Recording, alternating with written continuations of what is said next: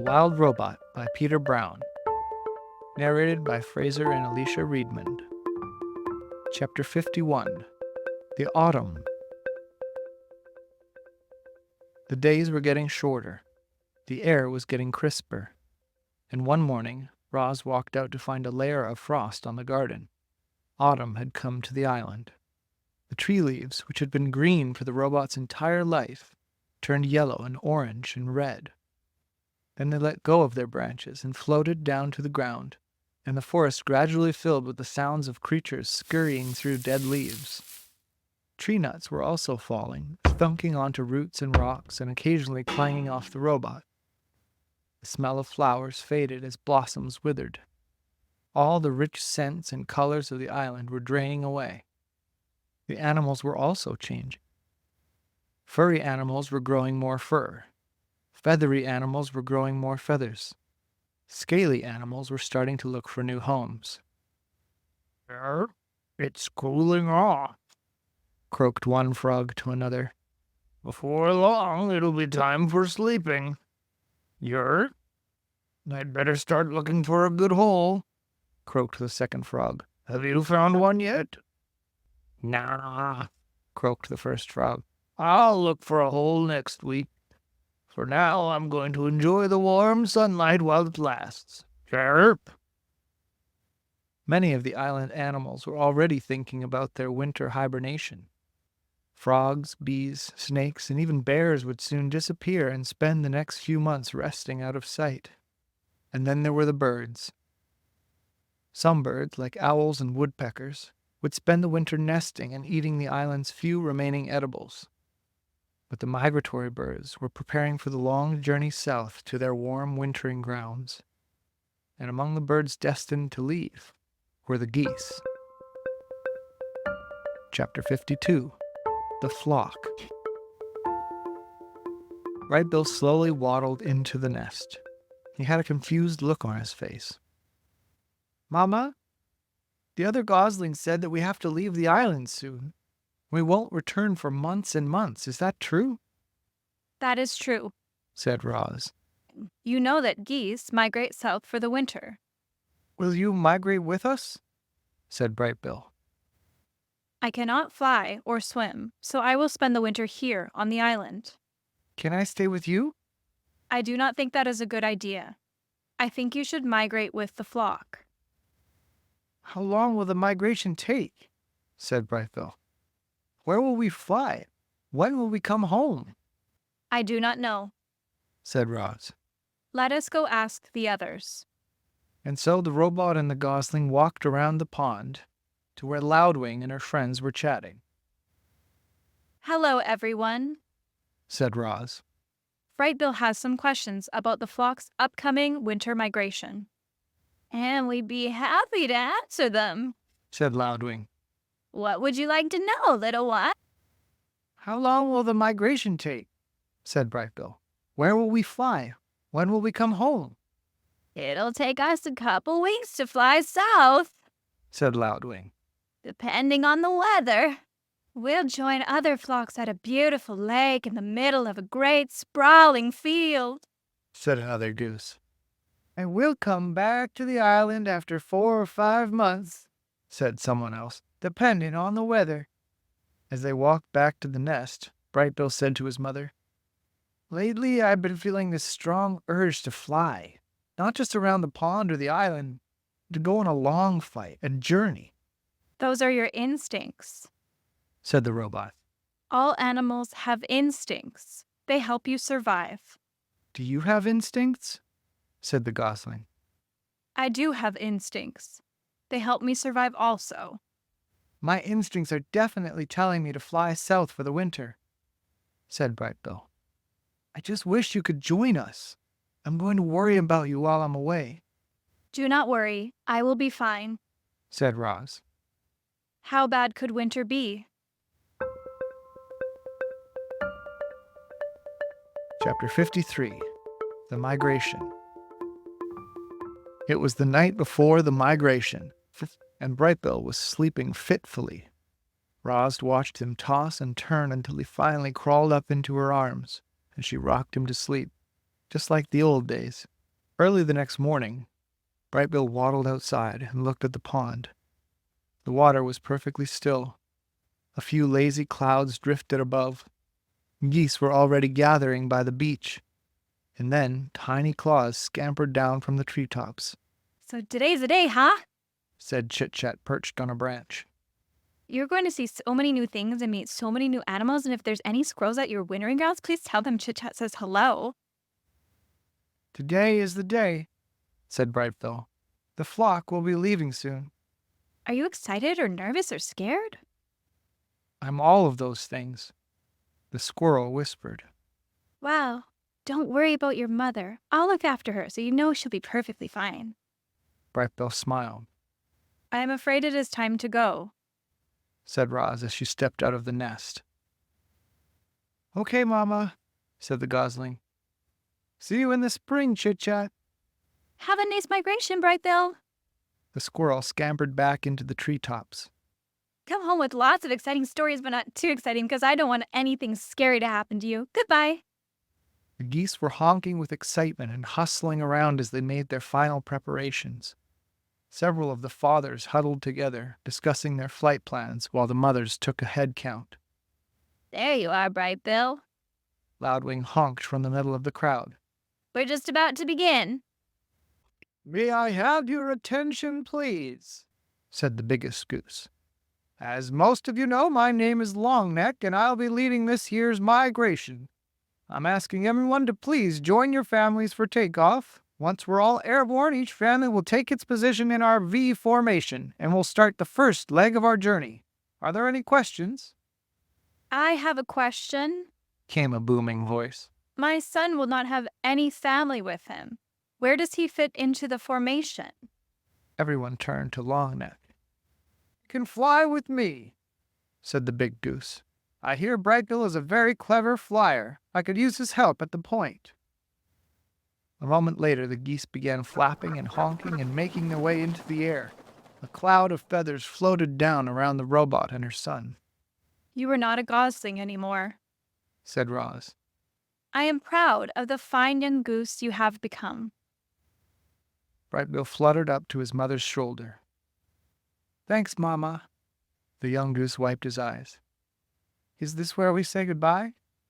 This is where we say goodbye for now. Spring will soon be here, and we'll be together again. I'm going to miss you, said Brightbill as he nuzzled his mother. I am going to miss you too. Said Roz as she nuzzled her son. The goose took a deep breath. Then he shook his tail feathers, flapped his wings, and joined the flock. At first, the geese flew in a disorganized jumble, but each goose slowly drifted into position until the flock formed a wobbly V. At the lead was Longneck, and behind his left wing was Brightbill. They circled in the sky until the V pointed south, and then the geese began their long migration. Roz climbed to the top of a tree and watched as the flock slowly faded into the horizon.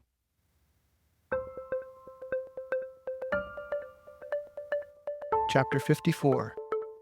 The Winter. The island was quiet. The migratory birds had all left. The hibernators were asleep. And everyone else had begun their simple winter routines.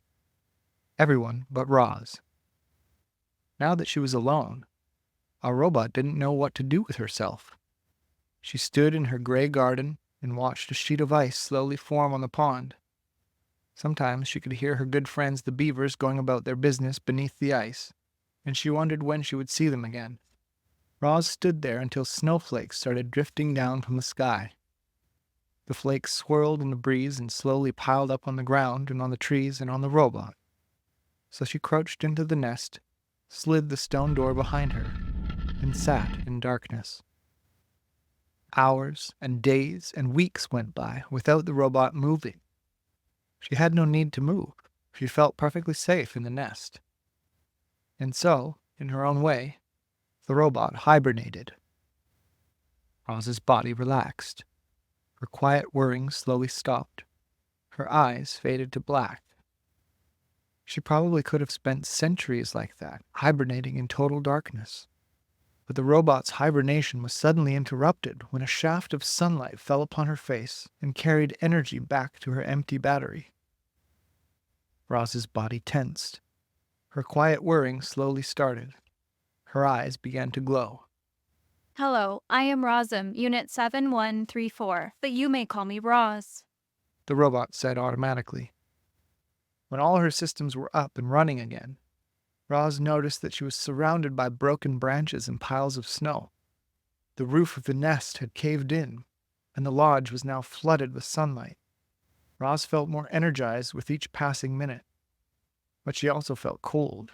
Her joints felt stiff and brittle, and her thinking was slow. So she got up, cleared a spot on the floor, and made a fire. The snow inside the nest began to melt, and the sensors began to thaw. And when she was ready, she climbed out through the hole in the roof and into a bright, foreign landscape. The world Roz had known was now covered in a thick layer of snow. Tree limbs bent to the ground under heavy sleeves. The dark pond was now pure white. The only sounds were Roz's own crunching footsteps. Faint wisps of steam curled up from the robot's body as she trudged through the forest. Roz plunged a hand into a lump of snow and pulled up a long stick. She snapped it in half and flung both pieces back to the nest. She took a few more steps and picked up a fallen tree. She hacked it into smaller pieces and flung them back as well. Then she reached down to another snowy shape. What she pulled up was not a piece of wood. It was Dart, the weasel. He was frozen solid. Roz stared at his stiff body for a moment, then decided it was best to leave the poor thing where he was. As the robot continued gathering wood, she found more victims of the cold. A frozen mouse, a frozen bird, a frozen deer. Had all the island animals frozen to death? No, not all. There were a few fresh tracks in the snow. As we know, the wilderness is filled with beauty, but it's also filled with ugliness. And that winter was ugly. A devastating cold front had swept down from the north and brought dangerous temperatures and huge amounts of snow. The animals had prepared for winter, but nothing could have prepared the weaker ones for those long nights when the temperature plummeted and the wind whipped over the island. Roz returned to the nest, where the fire had melted the interior snow to a muddy soup. She took a minute to warm her body up by the flames, and then she began the repairs. She patched up the hole in the dome with a latticework of branches before adding a layer of mud and leaves, and soon the repairs were complete. But another snowfall might cave in the nest all over again. So Roz decided to keep a fire going day and night to prevent snow from building up on the roof. The robot brought in load after load of firewood, and each time she went outside, she was reminded of the frozen weasel and mouse and bird and deer. How many other frozen animals were hidden beneath the snow? Before going in for the night, she called out to whoever was listening. Animals of the island, you do not have to freeze. Join me in my lodge where it is safe and warm. Chapter 55. The Lodgers. Firelight spilled out from the nest and into the cold, blustery night. Roz sat inside and listened to the wind and to the soft pops and crackles of burning wood. And then the robot's keen hearing picked up another sound. Tiny footsteps crunching through snow. Roz, I'm freezing. Can I join you by the fire, please? Said a weak voice. Into the light crawled Chit-Chat. Squirrel was shivering, and clumps of ice stuck to her fur. When she finally felt the heat of the fire, she collapsed. Roz picked her up off the floor, gently placed her on a warm stone, and let her sleep. An hour later, there were more footsteps, and a family of hares shuffled into the nest. They huddled together in a corner without saying a word. Pinktail the opossum was the next to arrive. Good evening, She mumbled, trying to act cheerful. it certainly has been chilly. Swooper the owl hobbled in, followed by some chickadees and a magpie. Fink knew a good thing when he saw it, and the fox lay down right by the fire. Then came Digdown the groundhog. The fuzzy bandits carried in an old turtle named Crag, who was in the worst shape of all. Creatures who should have been hibernating deep underground had been roused by that vicious weather. Only the healthiest animals, with the warmest homes, were safe. More and more weary animals appeared, and slowly the lodge filled up. This was the first time many of the lodgers had seen fire, and they gazed at it with a mixture of fear and hope. They could feel the fire's destructive power, but they could also feel its healing power as it warmed their bones. The lodgers seemed to push forward, eager to feel more warmth, and then pull back, afraid of feeling too much. It was important that the lodgers understood fire, so Roz showed them how to build one. She showed the smaller animals how to arrange the kindling, and she showed the bigger animals how to arrange the logs. Bumpkin, Lumpkin, and Rumpkin struck the firestones together, and everyone cheered when they finally managed a spark. As Roz looked around, she saw moles curling up beside an owl, a mouse snuggling between two weasels, hares nestling against a badger. Never before had the robot seen prey and predators so close and peaceful. How long could the peace possibly last? I propose a truce. Said Roz. Like the Dawn Truce, everyone must agree not to hunt or harm one another while in my lodge. Very well, Said Swooper after consulting his carnivorous friends. we hunters will control ourselves. Then it is settled. Said Roz. My home is a safe place for all. One by one, the lodgers each fell into a deep sleep. Even the nocturnal creatures, usually wide awake at that hour, gave in to the coziness of the nest. The robot stood out of the way and quietly tended to the fire as her guests slept through the night. Only when daylight was streaming in through the door did the lodgers finally begin to stir. You are all welcome to stay here as long as you like. Said the robot as the animals rubbed sleep from their eyes. My home is your home. Thanks a lot, Roz. Fink carefully stepped over a hare and a woodpecker on his way to the door.